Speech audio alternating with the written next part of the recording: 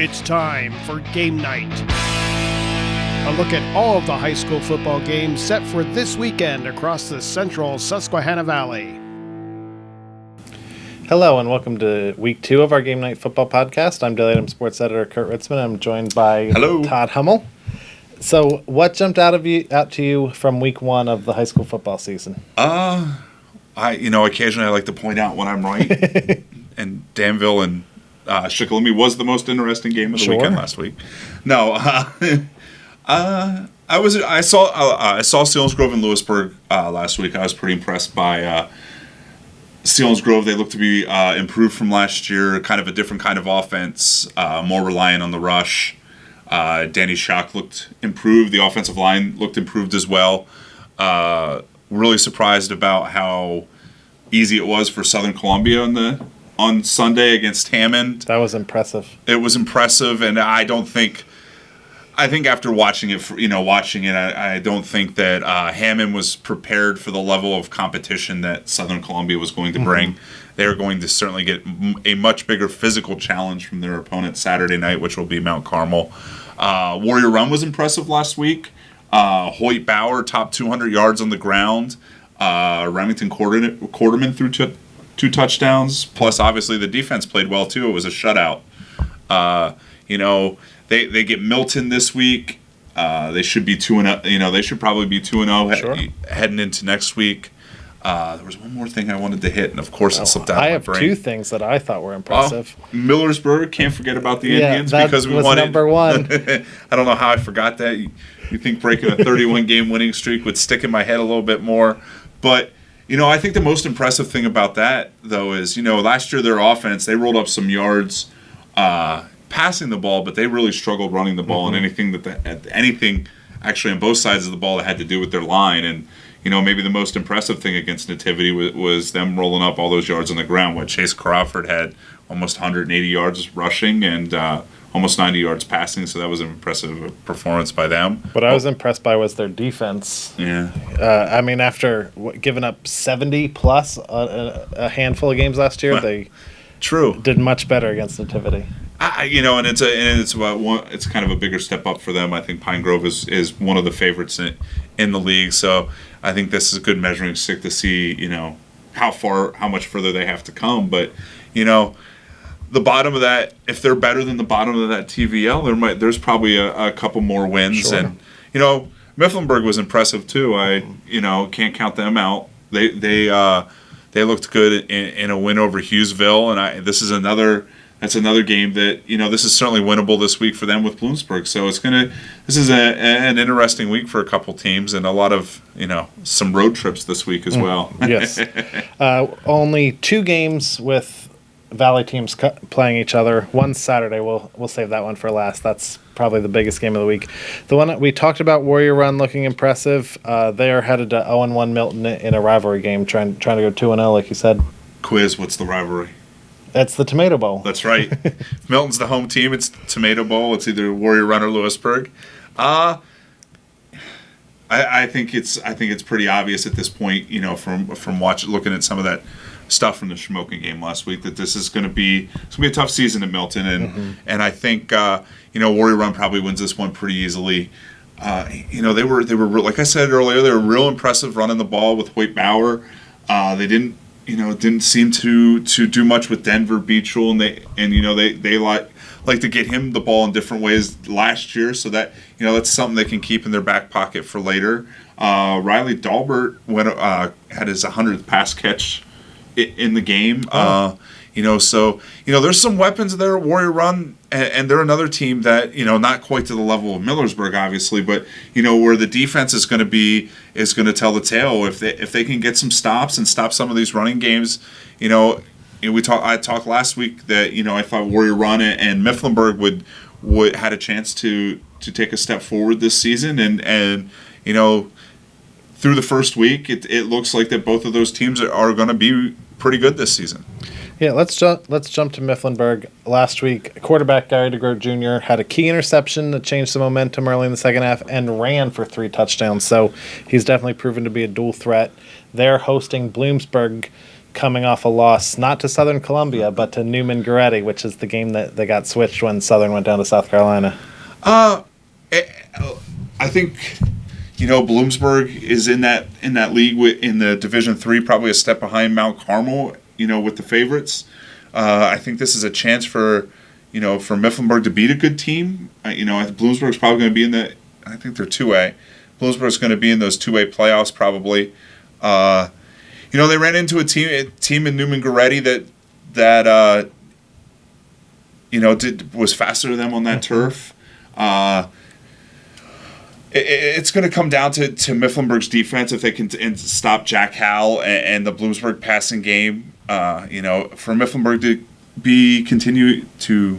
continue to be successful, it's going to be a depth issue. They're the type of team that can't afford to get anybody hurt, and they're still healthy right now. I think I like Mifflinburg in this game.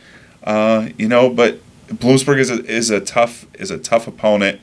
But I think this is a good measuring stick for the Wildcats. And Bloomsburg hung with Newman Goretti. I think it ended up 22-9. So It's not like they got blown out. No, they didn't get blown out, and they're probably not going to play a better team than Newman Goretti probably until they play Mount Carmel in a couple weeks. Mm-hmm. So don't take that 0-1 as like this is not a great Bloomsburg team. But I kind of think that Mifflinburg is a little better this season, and this is a game that they probably need to win if they are as good as I think they are. Let's jump to one of the teams you saw last week, Selinsgrove, 1-0, headed up to Thompson Street Stadium, where they have some bad memories to face a 1-0 Jersey Shore team in a important early season division game. Yeah, Selinsgrove, if they will get a win in this one, it will already be 2 games up in Division 1. Jersey Shore looked a little different last week. Not as much of a running game. Tanner Lorson topped 300 yards and a 55-35 win over Bellefonte. That Bellefonte team has been real good over the last 3 seasons and had a pretty good defense. So that shows you how good the Bulldogs' offense was last Friday night. Selinsgrove's defense did a real good job on Max Moyers last week.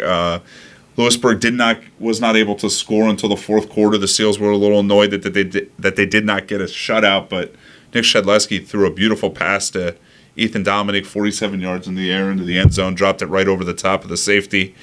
I picked Jersey Shore to win the division, so I guess I have to pick Jersey Shore to win this game.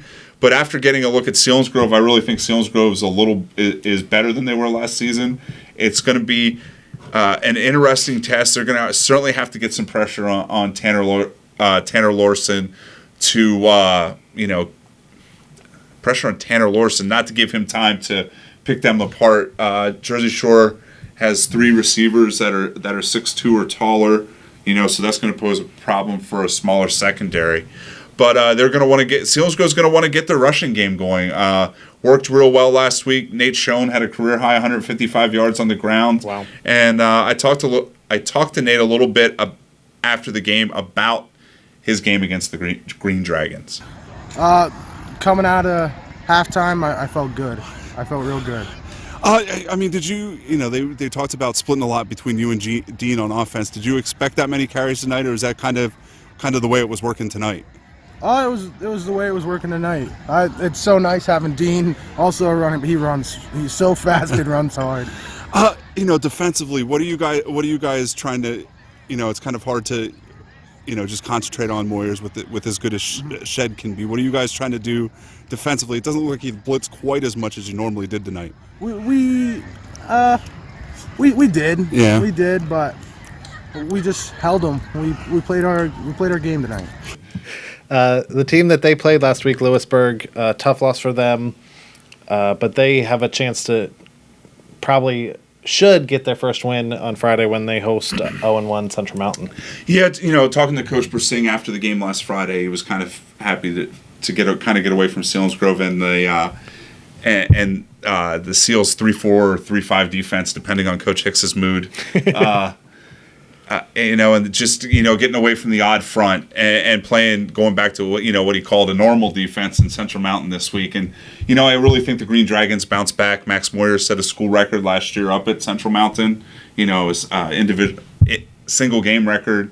Also, I think had 5 touchdowns on the ground and 6 total overall last year against Central Mountain. And Lewisburg's going to be looking to bounce back. Home opener at Bucknell. If they can get the balance, because Nick Shedleski looked real good. You can tell a huge difference just in his ability to move around after he picked up that ankle injury actually last year in that Central Mountain game, and it affected him all year, and you could see the difference in his movement. I think Lewisburg gets this one pretty easily, but it'll be this is gonna be a test for their pass defense again. Danny Schock was 12 of 17 for the Seals in the first game, and Zane Probst threw for 17 or 1,800 yards last year for Central Mountain. Now, obviously, Colin Jones graduated, and that was a big part of it. Yes. But Central Mountain's able to throw the ball a little bit. Did not score last week against Williamsport. Really think Lewisburg gets this one, and the Green Dragons in the running game get back on track in this one. I want to jump to the two teams coming off the most competitive game of the week in week 1. Danville 13-9 over Shikellamy, had a interception on the last play on the goal line to seal the win. A nice run by KJ Riley to put him up late. And so Ironman got to be feeling happy to escape with that win. Welcome Loyal Sock on Friday night. Yeah, this game was 41-40 last year. I don't think it gets to 41-40 this year. Danville's a different type of team. Did talk to Coach Kaiser today. They were really happy with the way they ran the ball against the Braves. I think they thought that was going to be something they would struggle with a little bit early on the season with a young offensive line. They'd like to pass block a little better for KJ. That's something they're looking to improve on this week. Going to be tough with that Loyal Sock defensive front with Malachi Parente. He's 260 pounds. The nose guard's 270 pounds. So that's going to be a tough a tough block for the Danville offensive line. And, Loyal Sock's coming off a tough game against North Schuylkill. I think it was 33-13. But they found the weapon on the outside in Reese Watkins, who did not play football before this year, but ended up with, I think it was 10 catches for almost 170 yards last week. That's a good debut. It's a pretty good debut, yeah. For the Lancers. That's Coach Kaiser's big concern, because of course he's got a freshman secondary back there, and one of those freshmen is going to have to cover a 6'2" senior. But he feels like they have a shot. The quarterback for Loyal Sock, Chase Kavanaugh, is not the superior passer that Connor Watkins was last season. So Jim says there's probably some plays to be made there if they're able to stay with him. But that in lies the rub. He was able to shake away from, North Schuylkill's quarterback's a pretty good cornerback, Jaden Libby, and he was able to get away from him a couple times. So keep an eye out for that. This Danville team's young. I might go with this Danville team if this is week 7. Mm-hmm. I think this Loyal Sock team, though, is kind of a tough cover for them in week 2. Going to go with going with the Lancers a little bit in this game, but I think this one's close. The team on the bad side of that game Friday night, Shikellamy, dropped 0-1, coming off a tough year last year, headed up to Central Columbia, which got shut out by Mount Carmel last week in a 23-0 loss. So Central's replacing a lot of people on that offense. Bellis, I believe the quarterback's name looks like he's a little left-hander. He was only 6 of 20 passing in his debut. In his defense, he's not going to face many more veteran defenses until he gets to Southern late in the season than that Mount Carmel defense. And they really put I think the 2 pictures that I saw of that game, it was him running away from a Mount Carmel defender. So that shows you how his night went. But yeah, this is another interesting matchup for Shikellamy, just because this is a young team. The Braves are veteran. Don't know much. Duncan Weir was hurt in that last play, and our Scott Dadinsky, who covered Schick and Danville, was really impressed with him quarterbacking and as a linebacker for the Braves. So that's going to be a tough. Drew Balestrini. What did I say? You said Duncan Weir. Duncan Weir. Oh, sorry, Drew Balestrini. Thank you. Yep. You should have called me earlier. Sorry. Anyway, Drew Balestrini played real well in that game, and it'll be kind of a shame because that's the Braves have had any luck sports-wise the last year and a half. It has been bad luck, and hopefully Drew's okay and he's able to play in this one. If he's able to play, I think the Braves have a real shot in this one. And I think, I really hope Shikellamy can get one of these early games, because I really think that would be big for them for the rest of the season, just confidence-wise. The big thing for Central Columbia is, that veteran Mount Carmel offense that, was only able to manage 23 points against them. So, the young Blue Jays defense, Garrett Carter's one of the few kids back. He's one of the better linebackers in the area. It's going to be interesting to see if this Braves offense can control the ball like they did against Danville. Had a couple long drives, and, Coach Tilford's certainly not afraid to go for it on fourth down, as he showed in that game. And, I really think that I think the Braves' game plan for any of these games is pretty simple. They want to control the ball with that wing T and let loose that defense, and that's probably what the plan is for this one too. Pretty interesting game, I think, is got Shamokin coming off a big win over Milton, headed to North Schuylkill, who, by all accounts, is really good. If the Spartans have a weakness, and Reese Watkins exploited this, it's probably their secondary. Watching a couple huddle highlights from that game, Reese Watkins was not the lone receiver for the Lancers running free in the secondary. Okay. He was just the one getting the ball. So if Nate Grimes is able to exploit that, and we don't know much about this Shamokin team, just because they really didn't have to show much last week to take care of the Black Panthers. I think the running game is going to be good with that veteran line, and Max Madden and Bryson James have both topped 100 yards in a game. But this North Schuylkill defense is, is geared to stop the run. Jaden Libby is probably one of the top dual threat quarterbacks around. He really hurt Loyal Sock last Friday night with his arm and his legs. So, Schmo's going to have to design something for that. Ashland is always a tough place to play. I think North Schuylkill is probably going to win this one. But, if Shamokin keeps it close and closer than they did last year and can figure out a way to stop, do some semblance of stopping this run game, I think this is a game that gives us an idea about the Indians as well. So I'm stuck in the office on Friday nights while everyone else is out at a game.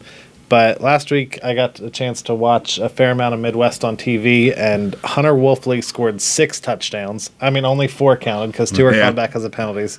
But he looked really impressive in their opening win over Marion Catholic. Mustangs 1-0 head to 1-0 Blue Mountain on Friday night. And that's the biggest thing I took away from that game, too. Well, there was 2 big takeaways. Was Hunter Wolfley and the defensive line for Midwest. Doesn't look like they're going to skip a beat even without Owen Zeckman. Larry Siska was in the backfield a lot. Braden Swineford was in the backfield a lot. Marion had nowhere to go running the ball at all in that game. It took a little bit for the Midwest offense to get on track. I think it was 5-0 until midway through the second quarter, till the offense got on track on a big punt return by Hunter Wolfley. Obviously, Blue Mountain's is much better than Marion Catholic, and is going to provide a sterner test for the Mustangs. The Eagles are coached by former Susquehanna cornerback Corey Mabry. The Blue Eagles, I really think Blue Mountain probably wins this one. This is a step up in competition, a 5A school for the Mustangs. Again, like the Shikellamy game, I really think you kind of find out what kind of team we have. If Midwest is able to move the ball, keep this close. This is one of those. This and Jim Thorpe, Blue Mountain and Jim Thorpe, the 2 Schuylkill, top teams in the Schuylkill League, were the only 2 teams that Midwest didn't hang with last year. I think Blue Mountain probably win. Again, Blue Mountain wins this one, but for Midwest, you want to get to the level of these teams, and they got blown out by Blue Mountain and Jim Thorpe, but once they got to Selinsgrove, somebody, they were able to hang around with somebody like that, and you can only learn from a game like this. Turn our attention to the Tri-Valley League. I think Lion Mountain's game against Tamaqua last week went pretty much how we thought it would, but they've got a chance to get to 1-1 with a league win at Susquehanna on Friday night, which I would think Lion Mountain's the favorite in that one. I would think so. The Blackhawks they're going to try and grind this one out too. Their veterans are in the skill positions, especially at the running backs. Did a pretty good job against the York County school or the Lebanon County school they played last week. the Eagles just ran into a buzzsaw. We talked last week that Tamaqua and North Schuylkill were probably the two favorites in the Schuylkill League, and Tamaqua did nothing last week to make you think that was not true. Lime Mountain took care of the ball last week, and for the most, they had a couple fumbles, but Evan Herb took care of the ball. And I think that was the big thing they were looking for, at least out of that game. I think in this game that they expect to go down there and win. But this is going to be a tough one. This is a better matchup for them. I think Lime Mountain's going to get this one. Ooh. Then we talked about Millersburg snapped their 31-game losing streak. Headed to Pine Grove, probably a step up in competition. I think Pine Grove could be one of the better teams in the Tri-Valley League this year. Yeah, Nativity went to what? I think Nativity made the districts last year in Class A. But, they suffered some graduation losses. Their two big running backs were gone. Again, anything for Millersburg, if they get the line play they got last week against Nativity, they can match up against anyone. They're able to throw the ball. The big thing is can they stop Pine Grove's running game? And it didn't go well last year down at Millersburg. Millersburg has improved. Pine Grove probably gets this one, but I want to see how Millersburg Lions holds up against a team that's supposed to be as good as Pine Grove is. Then we move to our Saturday game. We talked a little bit about both these teams. Mount Carmel's defense was really good. Offense didn't score until a long touchdown pass late in the second quarter, which is better than last year when they only had a safety in the first half against Central Columbia. And Southern Columbia's coming off a dominant win on ESPN2 over the Hammond School. So what do you see happening Saturday night? I don't think Southern's defense is going to get 6 turnovers against Mount Carmel, and that was a huge factor against the Hammond School. Like we talked about before, the South Carolina school wasn't ready for that physical play, and Mount Carmel's certainly going to be ready for that. I feel like a broken record. This is what 2-4, the 6th time in 3 years they've played like Jersey Shore and Selinsgrove. And the same thing for Mount Carmel. Mount Carmel can hang with them for a half, but it either last year out at the Silver Bowl that they had some turnovers late in the first half that the game got away from them, or Southern's just able to wear them down. With people going one way on each side of the ball. I think the big thing for Mount Carmel is to get off to a quick start. They probably need that lead at halftime. They just for that confidence. The biggest takeaway from that game, if you want to say the biggest struggle for the Tigers against Hammond, was the passing game and getting the ball to Julian Fleming. He only had 3 catches. I think Preston was 4 for 13. So they had trouble with efficiency in the passing game. Mount Carmel's pass rush is probably going to be really good. I don't think they're going to have the pass rush of the Hammond School, but they did a heck of a job, with quick hitters and stuff. So I think Southern's passing game is probably has to be a little better this week. Again, don't pick against the Tigers, going with the Tigers, but I really think, in the overall scheme of things, other than seeding, this one doesn't mean much because I think most people think this is going to be the district final. Right. Other than the fact is, if Mount Carmel can get this one, that would be a big feather in their cap and a big confidence boost for the big one later on in the year. A guy you got to feel good for on Mount Carmel's Joey Bendis. I know you went out and talked to him today. How did I forget my cover story, for heaven's sakes? That's what I'm here for. Carry me. I guess that's why you're the host. He missed the last 2 years after tearing his ACL in a non-contact injury in their summer scrimmage, but rushed for a touchdown in their Week 1 win over Central Columbia. And like Todd said, that's going to be our game night cover story on Friday. Yeah, thanks for carrying me. I had a fun little conversation with Joey. You gotta feel great for the kid. He said his parents, his wrestling coach, they didn't really want him to play this season, and football's in the blood out there. And he had played with guys like Jack Chapman and Tommy Riesinger all through youth, and wanted to get on the field with them, and so he decided to play football. And I'll have a little more on that in the game night on Friday night. And hopefully for him, he gets a little more, get a touchdown on Friday night, and hopefully he gets to do a little more stuff for the Red Tornadoes this year. So I've got game night coming Friday with previews of all the games, Todd's picks, our cover story on Joey Bendis. Then Friday night follow along with our live blog and our live scoreboard on dailyitem.com. Saturday we'll have full coverage of all the games except for Mount Carmel Southern, which will have full coverage of in Sunday's paper. And then Monday we've got the football notebook. So lots of high school football coming up, and also Bucknell and Penn State open the season on Saturday. So it seems like football season started, my friend. Yes, it sure has. Thanks for watching. We'll see you guys next week for week 3. See ya.